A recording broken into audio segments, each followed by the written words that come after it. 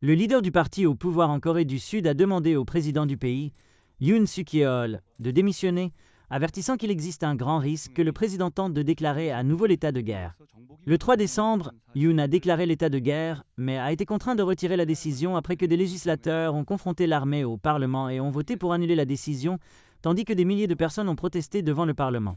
Compte tenu des nouveaux faits qui ont été révélés, je crois que la suspension immédiate des fonctions du président Yoon Suk-yeol est nécessaire pour protéger la République de Corée et son peuple, a déclaré Han Dong-gun, chef du parti du pouvoir populaire de Yoon, qui, un jour plus tôt, s'était opposé à la destitution du président. Si Yoon reste au pouvoir, il y a un grand risque que des actions extrêmes, similaires à la déclaration de l'état de guerre, se reproduisent et qui pourraient mettre la République de Corée et son peuple en grand danger, a déclaré Han.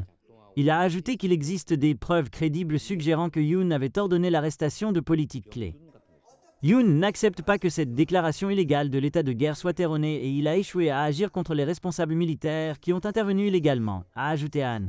Pendant ce temps, l'opposition a initié une motion pour destituer le président, qui devrait être votée samedi, mais il reste incertain s'il y a suffisamment de voix pour que cette motion passe.